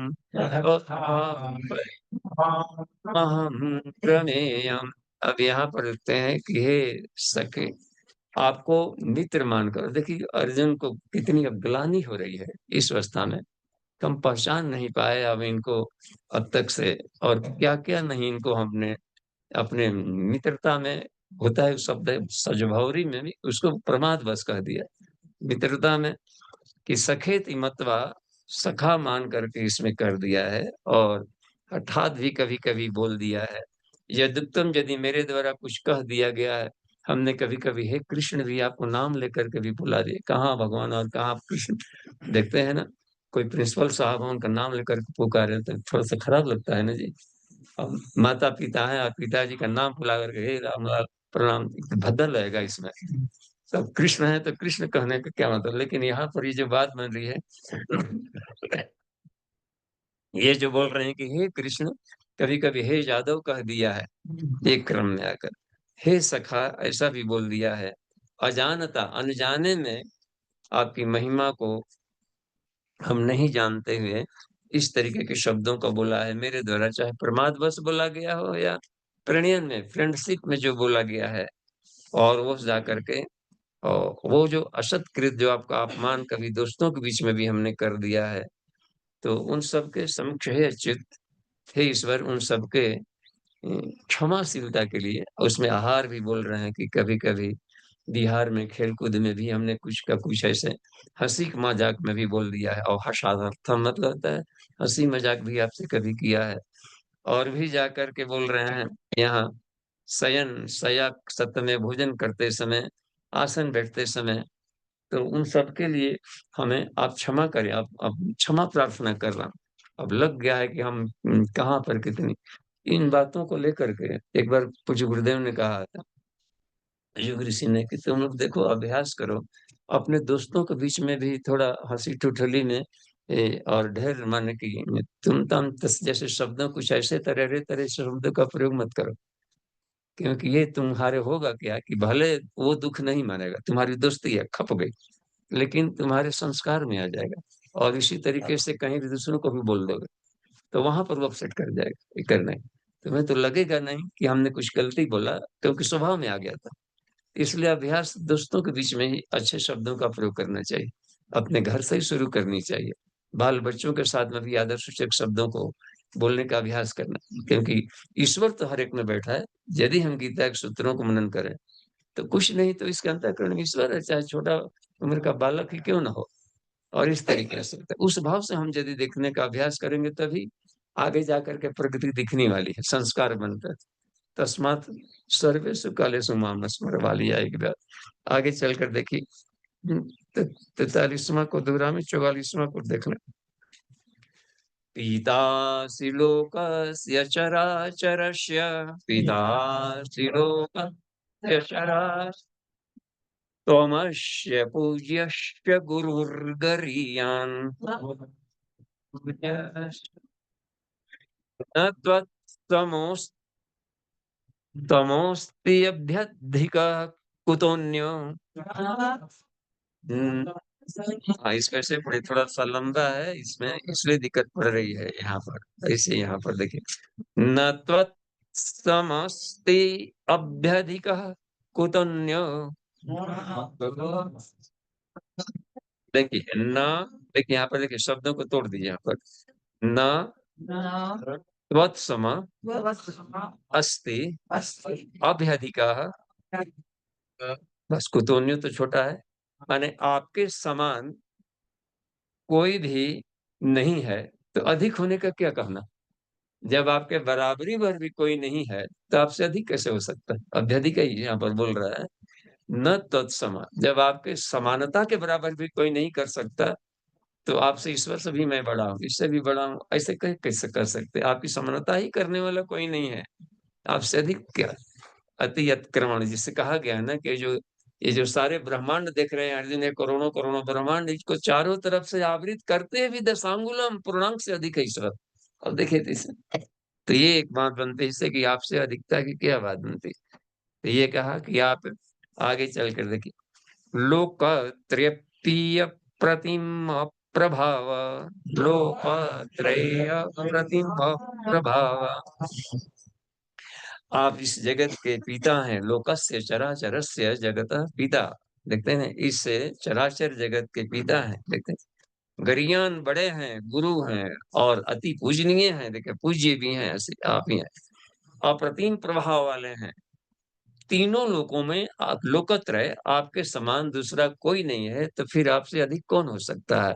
कुतः आगे देकर अंतिम सूत्र आज का अंतिम 44वां, तस्मात् प्रणम्य प्रणिधाय कायं, प्रणिधाय प्रसादये त्वामहमीशमीड्यम्, ईशमीड्यम् पितेव पुत्रस्य सखेव सख्युः, पुतेव पुत्रस्य सखेव सख्युः। प्रिय प्रियायारहसि देव सोढुम्। हाँ, इसलिए हम आपको पूरा समग्र शरीर से आपको हम प्रणाम कर रहे हैं, हर तरीके से समग्र समर्पण आपके लिए और प्रणाम करते हैं। और आप प्रसन्न हो। और हे ईश्वर, हे स्तुति योग्य, मीडियम कहा जाता है स्तुति योग्य को। ओम अग्नि मीडियम रोहितम। और जाकर के हे ईश्वर त्वाम अहम, आपको हम प्रणिधाया। आगे बोलता है कि जैसे कुछ उदाहरण दिए हैं, जैसे पिता पुत्र को, सखे व सख्यो, मित्र अपने मित्र को, प्रिय प्रियाया, पति अपने धर्म पत्नी को, उनको उनको त्रुटियों को, हर त्रुटियों को अपना त्रुटि मानता है। देखिए होता है कहीं बच्चे गलती कर देते हैं, कोई बात नहीं बेटे इसको ऐसे कर लेते हैं, लगता है कि उसकी गलती अपनी गलती होगी। ये घर में बहुत जरूरी होता है, पत्नी से गलती पत्नी गलती अपनी गलती, इसलिए बार बार उनको संभलने का होता है। पति से गलती होगी तो उनकी गलती हमारी गलती, ये एक बात बनती है। मित्र की गलती है तो हमारी गलती है, और इस तरीके से उनको सुधारना, साथ में लेकर के और आगे बढ़ाते चलना, और उसको साथ में 2 कदम चल के सहयोग देना। कहा कि इसमें हे देव, आप इसको सहने में अरहसी सक्षम है, तो आप हमको इसको क्षमा करें। तो आज को यहीं पर हम विराम देते हैं, सीधे प्रश्नोत्तरी में जाएंगे। जी नितिन जी प्रणाम, देखिए आगे चलकर। जी, पहला हैंड्रिक सुमन दीदी का है। हाँ जी। जी दीदी। प्रणाम बाबूजी। बाबूजी जी प्रणाम।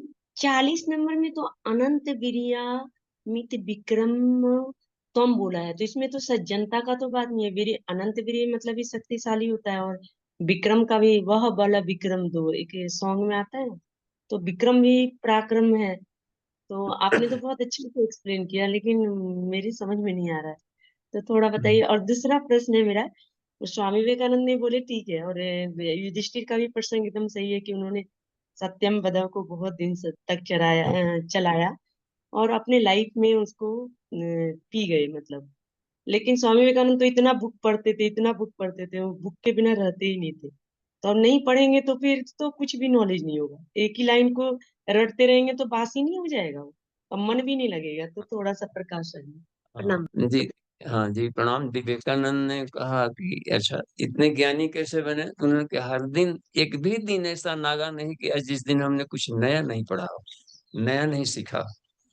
तो हर दिन सीखें तो थोड़ी सी भी हमने नया सीखा है तो गहराई है। तो अब है कि एक छलांग में पढ़ जाना अलग बात, लेकिन उसको काफी मनन चिंतन करना। देखिए स्वाध्याय के स्वाध्याय जो शब्द कहा जाता है, अहरह स्वाध्याय, रात दिन स्वाध्याय करो।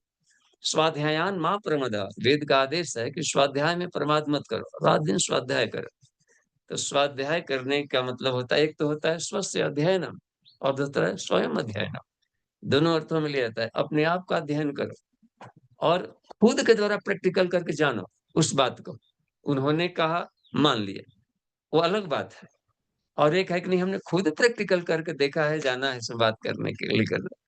एक किसी ने कह दिया है कि आपने तो उनको उनकी बातों को बोल रहे हैं, वो उनकी बातें कभी रही हुई किताब की, अब हमारी बातें हैं क्योंकि हमने प्रैक्टिकल करके भी प्रूव किया उस बातों, इसमें रह गई। तो उनकी यह खूबी थी कि वो स्वाध्याय करते थे तो उस पर प्रैक्टिकल करते थे, तो इसलिए वो हृदयंगम हो जाता था। तो स्वाध्याय में लिया जाता है अध्ययन प्लस मनन प्लस चिंतन। तो अध्ययन किया गया तो किताब की भाषा थी, मनन किया जाता है अपनी भाषा में उसको ढालना, अपने समझना कि उसमें हम कहाँ हैं, हम कैसे इस बात को समझें। और फिर चिंतन होता है कि उसका अनुभव करने के लिए अनुभवित ज्ञान अनुभव करना प्रैक्टिकल करके। तो ये तीनों मिल जाता है, मनन करने वाला मुनि बन जाएगा, चिंतन करने वाला ऋषि बन जाता है, रिसर्चर स्कॉलर। तो इस भाव से उनका चलता था। हम लोग को लगता है कि केवल पढ़ करके ये करते थे, पढ़ते थे। तो अब कबीरदास को देखिए, उन्होंने स्कूली शिक्षा न किया, लेकिन प्रकृति के हर घटक को पढ़ते चलते थे। उनकी जितना तो कोई पढ़ाई नहीं, हम लोग छोटी छोटी किताब पढ़ते, इतने बड़े विराट प्रकृति को उन्होंने पढ़ डाला। ये सब बात बनते थे, अब तब जाकर ईश्वर की सहजता को प्राप्त की। तो ये लोग मनन चिंतन हमेशा करते रहते हैं। वो भले चढ़े तो 2-1 सूत्रों को हम लोग पढ़ लिए ठीक है, लेकिन जब ड्यूटी जा रहे हो, ट्रेन में चल रहे हो, बसों में चल रहे हो, रास्ते में हो, उसमें खाली दिमाग क्यों रखें? जो पढ़ा गया उसी पर मनन चिंतन क्यों ना कर? हर दिन हमें ध्यान करनी है, तो ध्यान करने के पहले स्टडी करना चाहिए उपनिषदों का, क्योंकि हमें आत्मिकी का ध्यान करना है, ईश्वर को अनंत समापत्ति भी हम करना है आसन में। तो उसके बारे में और थोड़ी सी विस्तार से हर दिन नया जानेंगे, तो मेडिटेशन में उस दिन की वही जानी होती है, तो मन को नया खुराक मिलना चाहिए। नहीं तो फिर भावशून्य साधना, भावशून्य ध्यान, भावशून्य पूजा होती रहेगी। जी ठीक है दी, ये बात बनती है। तो मनन चिंतन, अनंत वीर कहा जाता है पराक्रम को, शक्ति को। तरह तरह की शक्तियां हैं, लेकिन उन शक्तियों का यूज कहाँ कर रहे हैं? तो सजनता में और कर्मठता में, यानी कि रचनात्मक कामों में दो जान बनती है। सजनता का होता है लोगों को भीतर में शालीनता की दिशा में मोड़े, और साथ ही में समाज की सामूहिक भावना को शालीनता की तरफ मोड़ने की जो प्रक्रिया चलती है, तो वो होता है। और सबको प्रति उदार ये बनती है, तो उदारता भी है और रचनात्मक कार्यों में भी बराबर बने रहना है। किसी को देखिए, जो भी आते हैं महापुरुष पाथेय होते हैं, उनके रचनात्मक जीवन को देखिए कि क्या कुछ किया जीवन में, तो वो बनता है मार्गदर्शक, प्रेरणा बनता है, जीवन प्रचोदयात होता है। जी ठीक है, धन्यवाद दी, आगे बढ़ते चलिए। नितिन जी, जी आज के और और किसी हैंडल का तो नहीं है, और किसी हैंडल चलिए यहाँ से एक एक बोलिए तो। बाबू जी, भगवान कृष्ण कहते हैं कि हम सबको पहले मार दिए, तुमको अब मारना है, मतलब क्या होगा? हाँ देखिए यहाँ पर, हाँ देखिए नितिन जी, प्रश्न आया यहाँ से कि भगवान श्री कृष्ण बोलता है कि हमने सबको पहले मार दिया। तो कोई भी घटना स्थूल जगत में घटनी होती है, तो पहले सूक्ष्म जगत में घट चुकी होती है। तो हमें दिखाई पड़ता है कि अभी मारा सामने, क्योंकि हम लोग स्थूल में ही जी रहे होते हैं। तो कोई भी मान लें कि अभी बना है, तो विचार के रूप में पहले रहेगा, फिर जाकर क्रिया के रूप में आता है। भावना, विचार, क्रिया, कारण, सूक्ष्म, स्थूल, ऐसे ही आने का प्रक्रिया है।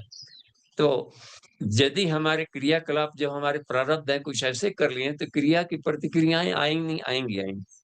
तो जो हमारी गलतियां रह चुकी है पहले पहले क्रम का, वो हमारी मृत्यु का कारण बन चुकी है। तो हम मार चुके हैं नहीं, तुम्हारे ही क्रियाकलाप तुमको मार चुका है, ऐसे भी समझ सकते हैं। हमारे गलतियां हमको मार चुकी है, इसलिए हमें आगे सफलता नहीं देगी। तो जब उसको तब तक बनाते हैं जब तक से अभी भाव के रूप में है। यदि यदि हमारे विचार कुछ गलत उठ गया और यदि क्रिया में बदल गया, तो और पक गया वो। तो इसलिए वो भाव विचार में उठा, और उसको ठोस होने के पहले ही यदि मेल्ट कर दिया फिर उधर, तो फिर क्रिया की प्रतिक्रिया नहीं बनती। तो ये सब साइंसों को बताया है महापनिषद में इस सूत्र को, कि हम अपना बचाव कैसे करें, क्योंकि संस्कार बस कुछ न कुछ दिमाग से सोचा जाता है अपने आत्मा जैसे। तो सोचा गया तो वो बड़ी बात नहीं है। गुणा गुणे से वर्त बनता है, तो गुण ही गुणों के आधार पर बरत दिए। लेकिन क्योंकि आत्मा पवित्र है, वो अकर्तव्य है, तो हमारे जो स्वभाव बस में जो ऊपर से उसकी आदतें बना लिया है, मनोमय कोष में और प्राणमय कोष में जो, तो ये भी अपने ढंग से हलचल कर डालता है। तो वो आ गया तो उसको हम पदार्थ रूप में न बदलने दें। अचिंत चिंतन तक तो बात बनती, लेकिन अयोग्य आचरण में आ गया तो हमारी उपत्तिकाएं नष्ट हो जाएंगी, उपत्तिकाएं बहुत विकृत हो जाएंगी, तो रोगों का बाढ़ आ जाता है अपने भीतर में।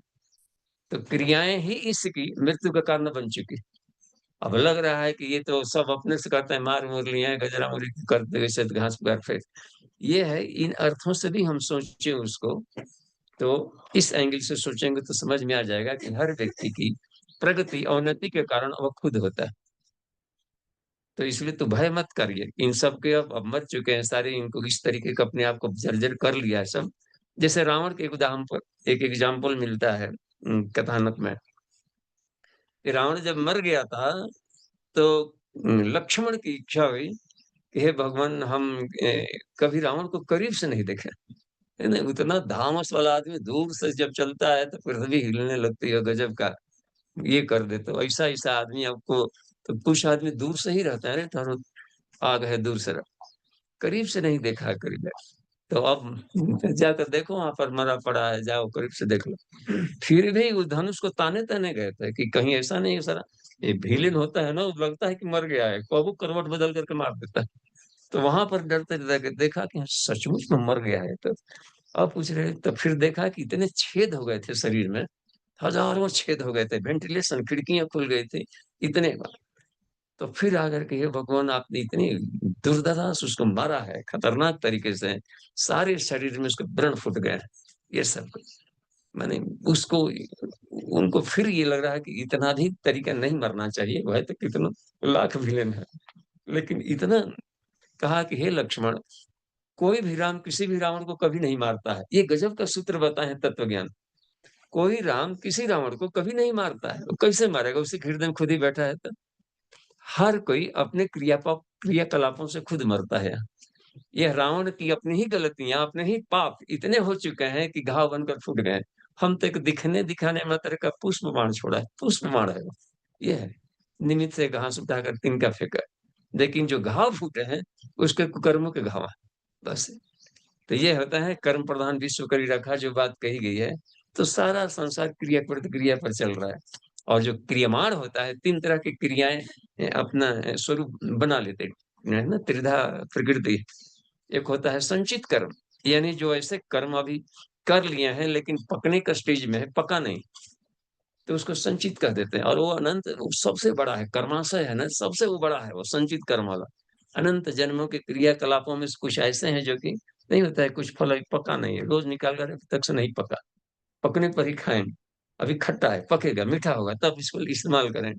तो जो परिणामी होते हैं वो पकने पर होंगे, तो उसको कह दिया जाता है संचित कर्म।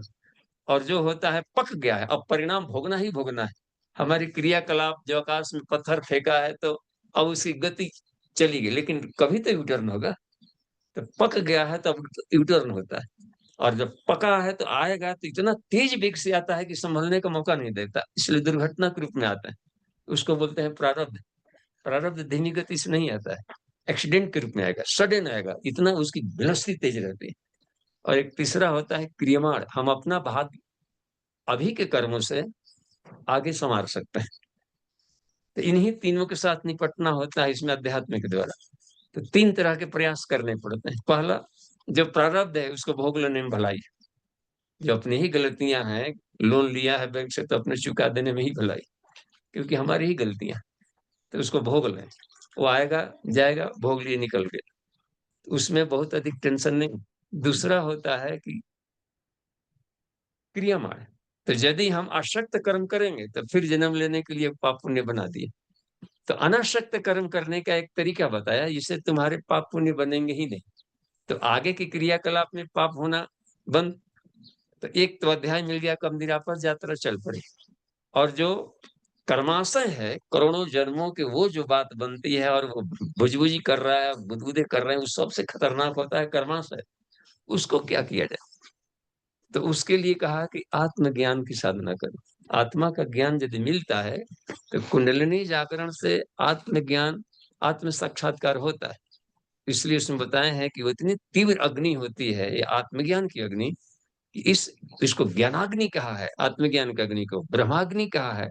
ब्रह्म ज्ञान की जो अपनी अग्नि है, इसी को कहा है कि वह जन्म जन्मांतर के प्रारब्ध हो या क्रियमाण हो या संचित हो, जलाकर भस्म कर डालता है। तो अंकुरण है, कोई बीज है, उसको भूंज दें, यदि चना का बीज है उसको भूंज दें तो फिर बोएंगे तो नहीं उगेगा। तो इस भूंजने की प्रक्रिया को ज्ञान के द्वारा भूंज जाता है, नहीं तो कभी अंत ही नहीं होगा। फिर मोक्ष और दुखों से अंत होना कि कभी क्रम ही नहीं बनेगा। ये तीनों तरह के साइंस को इसमें बताया है। तो गीता एक शानदार और कमाल की चीज है। और उपनिषदों में जो बात इसमें नहीं है, तो उपनिषदों में भरी पड़ी है, हमें उपनिषदों का स्वाध्याय करना चाहिए। कि कुछ बात अधूरी रह गई हो अभी के सामने प्रश्न, तो उपनिषदों में से हम निकाल लेंगे दूध की तरह। आगे बढ़ते जाइए तो। जी, अगला हैंड है जयशंकर मिश्रा जी का। जी। प्रणाम बाबूजी। जी प्रणाम। हाँ, बाबूजी अभी चर्चा के क्रम में एक बात आई है कि हम्म। अचिंत्य चिंतन का को जब कार्य रूप में परिणत करते हैं तभी उसका जो है गुण दोष का उसका पाप पुण्य हमें लगता है। तो लेकिन बाबूजी एक चीज तो होता है, जैसे अचिंत्य चिंतन, कोई क्रोध हुआ, हमने व्यक्त हम्म। नहीं किया लेकिन उसका इफेक्ट तो बाबूजी शरीर पे आता है, हार्मोनिकल हाँ, डिस्टरबेंस क्रिएट हो जाता है। तो बाबूजी ये चीज हमको समझ में नहीं आई, कैसे इसका एक क्या एक करें। हाँ, तो देखिए, वो जब क्रोध आ गया क्रोध के रूप में, तो इसका मतलब हाँ, है कि यदि तेज गति से था कि रिएक्शन कर गया, उसके स्पीड पर इतना था वो कि हमें आंखें लाल कर दिया, वो बात बन गई। लेकिन एक होता है कि एंगल ऑफ विजन, क्रोध हुआ तो एक उदार दृष्टि घृणात्मक क्रोध था, कि उसमें होता है कि इसमें या उदारता, कृपा पर क्रोध था।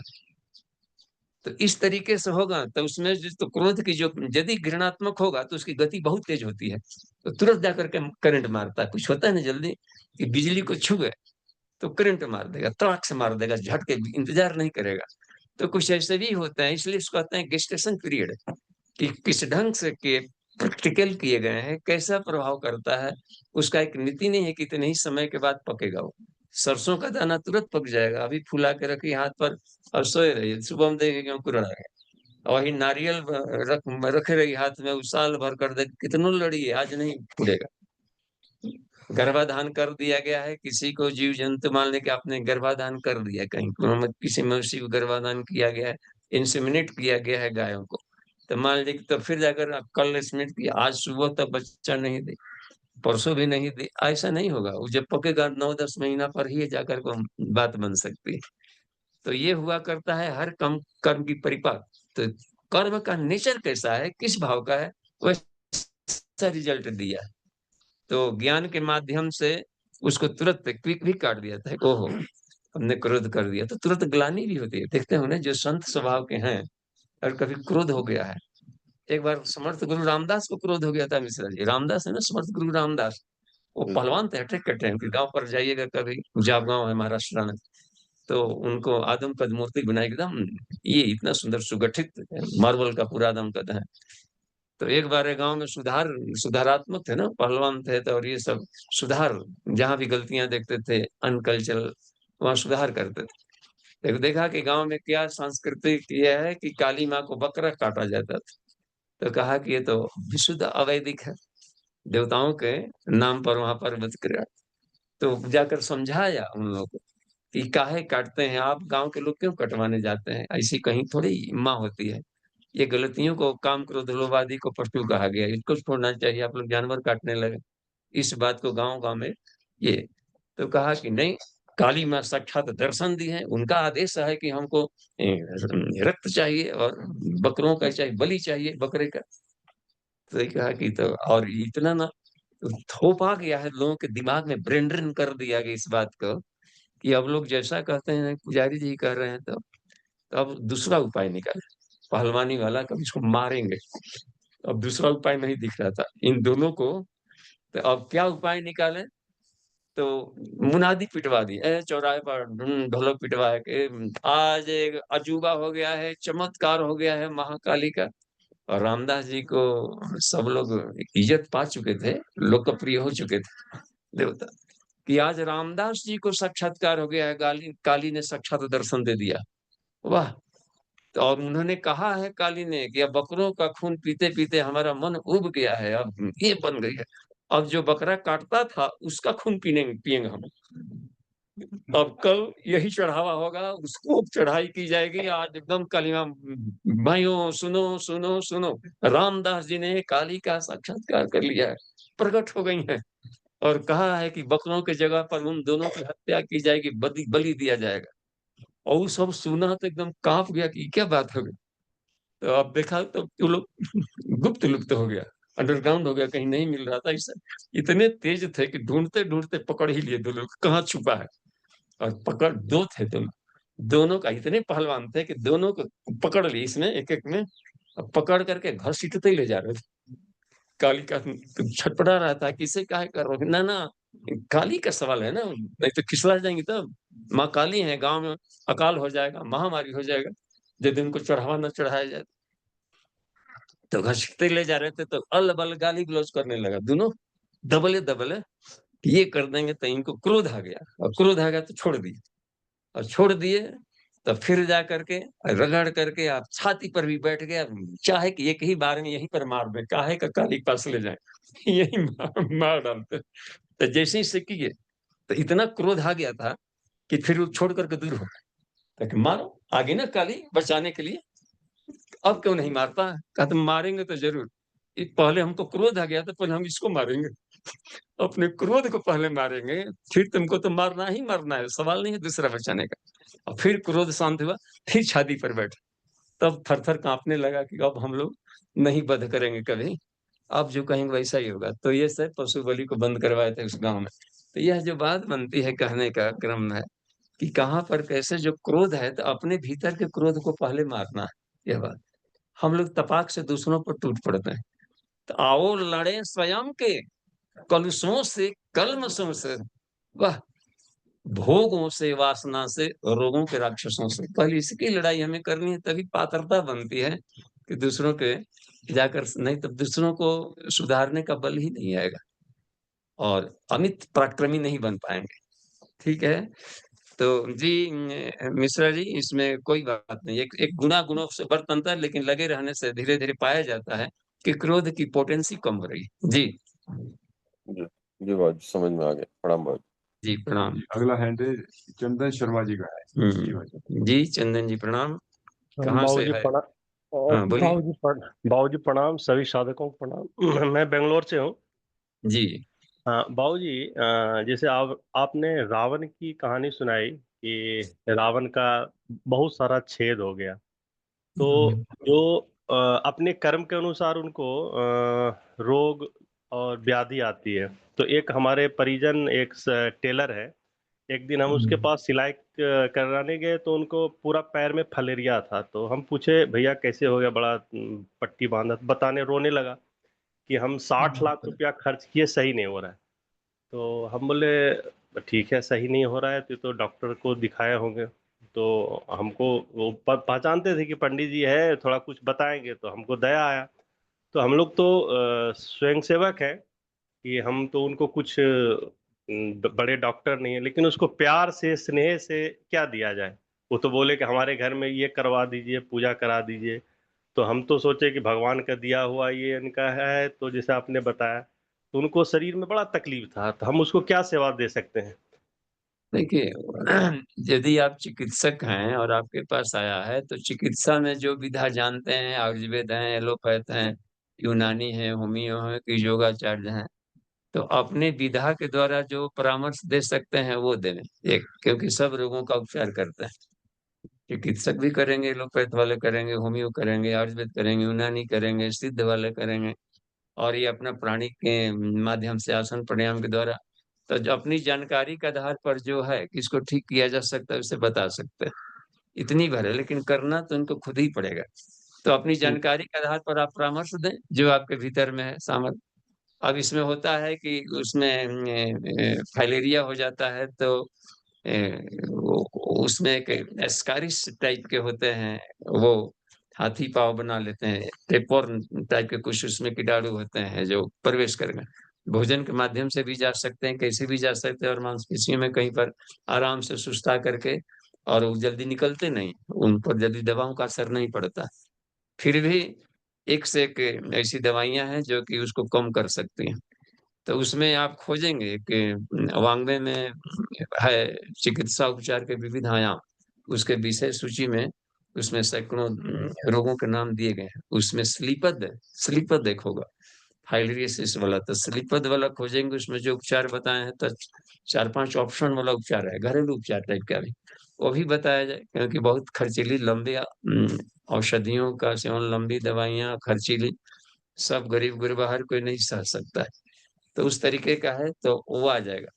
तो इसमें भी देखे ये बनता है ना गिलोय वगैरह, तो रक्त शोधक होता है, नीम हुआ, शारिमा हुआ, गिलोय हुआ, चिरायता हुआ, ये सब रक्तों को बहुत ही रिफाइंड करते हैं, और उसमें से उसको कल्चर नहीं करने लायक माहौल बना देंगे। तो उसको जल्दी होता है इसमें सुधरने में। और बाकी है अन्नमय कोश की साधना, प्राणमय, पांचों कोषों की अलग अलग साधना करें। तो पहले अन्नमय कोश की करने से बात बन जाएगी। जी ठीक है, धन्यवाद, आगे बढ़ते चलिए। एक जी बाबूजी प्रणाम। जी अभी यहाँ पे दो है, अरे रुकिए, हाँ, दो हैंड रेज है अभी। हैंड रेज बाबूजी है, उसको प्रणाम। देख लो। प्रणाम जी बाबूजी, प्रणाम। प्रणाम। सुशील बोल रहा हूँ हाँ जी। जी प्रणाम। बाबूजी, एक प्रज्ञा पुराण में एक जिक्र आया कि धर्म के मूल स्वरूप को सत्य माना जाए। इसके अतिरिक्त अन्य मान्यताओं के संबंध में अधिक जानने की इच्छा रखी जाए। धर्म के मूल स्वरूप को सत्य माना जाए, तो ये धर्म का मूल स्वरूप क्या माने बाबूजी? धर्म का मूल स्वरूप है कि जिसे देखिए, एक एव तो धर्मोस्ति, उसी प्रगोपनिषद में है, दूसरे मंडल में है। कि अब इस पर प्रश्न कर दिया जिसमें बीच में इतने सारे, जब चला कि संसार में इन दिनों जो दिखाई पड़ रहा है धर्म की गिलानी और अधर्म की जो वृद्धि हो रही है हर जगह हर क्षेत्र में, चाहे शिक्षा का क्षेत्र हो या राजनीति का हो या रहन सहन का हो या खान पान का हो, कहीं भी क्षेत्र में जो बढ़ गई। अब इसके सुधार का क्या उपाय है? यही चर्चा चल रही है कॉन्फ्रेंस हिमालय के हिमाच्छादित क्षेत्रों में, और इसी लोग कॉन्फ्रेंस कर रहे हैं कात्यायन, यहाँ पर ये है अश्वलायन ऋषि के अध्यक्षता में चल रही। तो उन्होंने लोगों के दिमाग में मंथन का एक विचार आया कि इन दिनों महामानव पैदा किए जाए। सबसे बड़ा है कि कल वृक्ष लगाया जाए, और कल वृक्ष महामानव, महामानव संज्ञानम उत्पादनम इहोदितम, और उद्यानम कल वृक्षानाम, यह कल्प वृक्षों का उत्पादन कहलाएगा। तो अब अपने जीवन शैली से दूसरों को प्रभावित करेंगे, तो ऐसे महामानव उत्पन्न करने के लिए प्रयास चलाया जाए। तो इसी में महामानव कैसे बनाया जाए, तो उनको धार्मिक बनाया जाए। धर्म की बात आ गई, क्योंकि एक पहले एक तो धर्म में धक्का मुक्की हो रही है, सिख बने, ईसाई बने, और क्या बने, बौद्ध, पारसी, जैन, बहाई, हिंदू, मुस्लिम, सिख, ईसाई, और एक एक में भी ढेर सारी छिमका छिमकी खुतर खुतर ढेर सारा बन गया। हर दिन अमुक मत एक नया मत बन जा रहा है। तो इसमें उसमें सब कौन सा क्या बनाया जाए, तो अपने आफत बन गए हैं इन दिनों, होता है ना, एक दूसरे में आप और इसी के नाम पर सब लड़ रहे हैं। तो वहां पर धर्म शब्द के लिए अब यहाँ पर अश्वलायन बता रहे, एक एवस्तु धर्मोस्ति भद्र निर्धारितमिदं सर्वेभ्यश्च समानश्च कहा गया है, कर्तव्यम व्यक्तिगम च तत्र। यानी कि धर्म हजारों नहीं होते हैं, एक ही धर्म होता है। अब देखिए, और वह ईश्वर के द्वारा निर्धारित धर्म, इस सबको न हम गिनाते, ढेर सारे जो गिनाते हैं, धर्म एक होता है जो सभी मनुष्यों के लिए एक समान होता है। और वह उसके तीन आधार हैं, चरित्र, चिंतन और व्यवहार। इसको उत्कृष्ट चरित्र होता है, उत्कृष्ट चिंतन, प्रखर चरित्र और शालीन व्यवहार, इसको धर्म कहा जाता है। और चाहे किसी भी क्षेत्र में रहो, यदि ऐसे आदमी बना ले तो हर क्षेत्र अपने आप में, चाहे राजनीति का हो या रहन सहन का हो या घर परिवार का हो, कहीं भी हो, समाज में वही लोग बनते हैं मार्गदर्शक। तो यही कहा जाता है कि इसको शाश्वत धर्म कहते हैं। और इसको फिर भी कहा कि कुछ गुणों को, सूत्रों को बताओ, जिनको लोगों को बीच में हम जाकर कहें कि इन गुणों को धारण करेंगे तो आपका चिंतन उत्कृष्ट हो जाएगा, चरित्र प्रखर होगा ऐसे करेंगे तो, और व्यवहार में भी शालीनता आएगी। तो 10 सूत्रों का नाम दिए, 10 सूत्र धर्म के होते हैं। 5 जोड़े बना दिए जो हर मनुष्य के साथ, हर एक मजहब में एक साथ लागू होता है, और वह होता है सत्य और विवेक। ये है प्राकृत धर्म जो बात कही गई, सत्य और विवेक। दूसरा संयम और कर्तव्य, तीसरा अनुशासन अनुबंध, चौथा है सौजन्य और पराक्रम, और 5वां जोड़ा है सहकार और परमार्थ। तो ये एक शाश्वतता है, और ये विशुद्ध वैज्ञानिक है, और डिवाइन कल्चर का, देव संस्कृति का आधार है। देखिए बात, इसमें कहीं कर्मकांड जैसी बात नहीं कही गई, या कोई नाम नहीं लिखा गया जी। ये 5 जोड़े प्रज्ञा उपनिषद में ही है ना? हाँ, प्रज्ञा पुराण का ही है तो चौथे खंड में, और प्रज्ञा उपनिषद की है तो चौथे मंडल में। चौथे मंडल, जी बाबूजी जी, ठीक है बाबूजी, प्रणाम बाबूजी। धन्यवाद। नेक्स्ट, शैलेश कुमार जी का है नेक्स्ट। हाँ जी शैलेश, प्रणाम जी, प्रणाम बाबू जी। हाँ जी प्रणाम, कहिए। जी इसमें सूत जी, विदुर जी तीर्थ यात्रा में महर्षि मैत्र से आत्मज्ञान प्राप्त करके हस्तिनापुर लौटे थे, तो हाँ। उसका पूर्ण ज्ञान जानने की इच्छा से पूर्ण हो गई थी। विदुर जी के मैत्र ऋषि से प्रश्न किए थे, उनका उत्तर सुनने से पहले श्री कृष्ण ने अन्य भक्ति हो जाने के कारण वो क्या सुनने से उपराम हो गए। उपराम क्या होता है बाबूजी? उपराम का मतलब होता है कि अब प्रश्न का समाधान पूरी तरह मिल गया, तो जी मस्तिष्क शांत हो गया, हाँ। सारे संशय मिट गए, इसको उपराम कहेंगे। जी ठीक है, नेक्स्ट आगे बढ़िए। प्रणाम बाबूजी। जी जी, 2 प्रश्न आए हुए। पहला प्रश्न आचार्य जी का है, वे हाँ। पूछते हैं कि भगवान को ही यादव कहने क्या गुण बोधक माना जाए? ओ, वहां पर बोले कि हे यादव भी कह के बोल दिए थे, तो आपने ही बोला है ना कि मैं वंशियों में कृष्ण हूँ। वंश यादव की एक कैटेगरी होती है वंशी, तो उसमें से मैं ये हूँ। तो गुण बोधक वहां पर तो अब जो हो, लेकिन उनको उसमें एक कम्युनिटी जैसा भी लगता है, कम्युनल टाइप का लग रहा था ना, कि केवल यादव कह दें कि हे ब्राह्मण, ये क्षत्रिय ऐसे कह देने से बात बनती है। तो ये जो सार्वभौम शब्द है, तो और कहीं उन दिनों कहीं कहीं बोल दिए हैं कि सवर्ण है, अवर्ण है, पिछड़ी जाती है, तो इस भाव से भी लोग अर्थ में ले लेते हैं ना, कहीं पर आपको ऐसा भी कर दिया। तो आप यादव नहीं है, न कृष्ण है, न ये सब कोई जीव जाति, यहाँ तो एक अलग ही हमने तो देखा है कि आप इसमें से एक भी नहीं। तो ये हमने जातिवाचक भी कई शब्दों का प्रयोग कर दिया इसमें करने का। तो ये सब भी होता है हल्का अवमूल्यन करने का।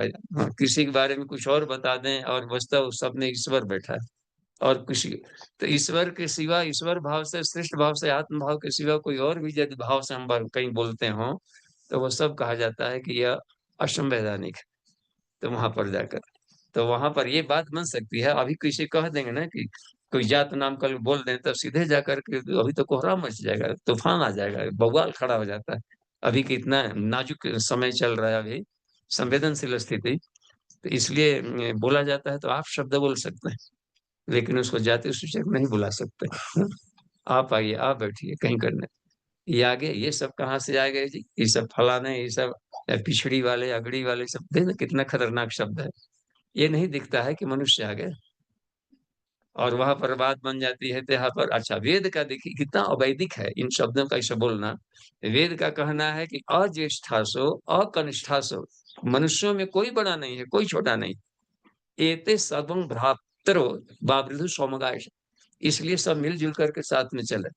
तो मैं कुमार, तुम उतवा कुमार, आप ही कुमार हैं, आप ही है।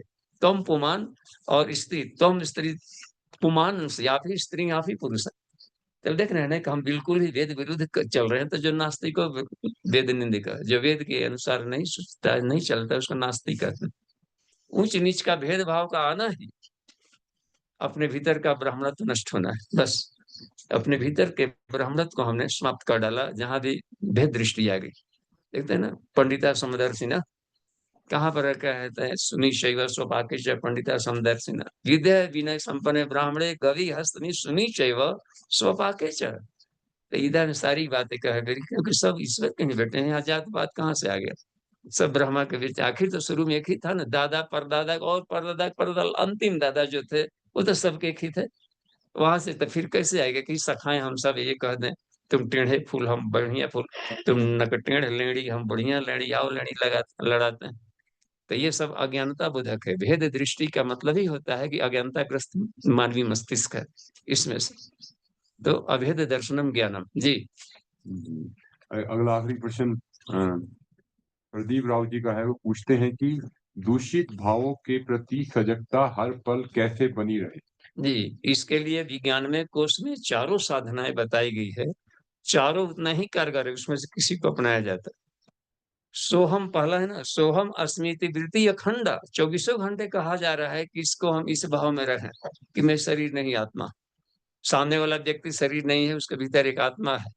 तो उस भाव से यदि हम कर रहे हैं कि ये उसके शारीरिक बाहरी क्रियाकलाप पांचों कोषों में से किसी को बोल सकता है, किसी भाव में रह सकता है, तो उनको छिलकों के हम न देखें, तो उसके भीतर में मौलिक तत्व है, वो ईश्वर तत्व है। तो यह बात तभी बनती है जबकि सोहम अस्मिति वृत्ति अखंडा दीप शिखा से परम प्रचंडा, इसे प्रज्वलित और इससे अधिक ताकतवर और कोई साधना नहीं। अग्नि, आत्मा अग्नि को प्रकट करने वाला सोहम वाला के अलावा।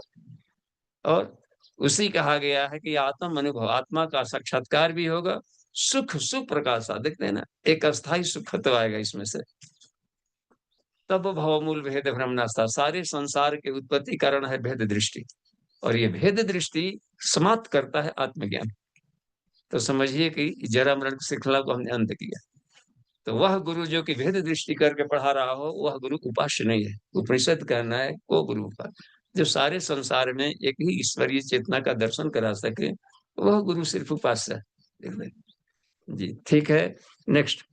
जी बस अब समाप्त हो। हाँ, तो इसमें था सोहम साधना, आत्मानुभूति योग, स्वर संयम और ग्रंथि भेदन। इन चारों उपायों से वो बात खत्म हो जाएगी। शांति पाठ कर लेते हैं। जी ओम शांति शांति शांति, समाप्ति।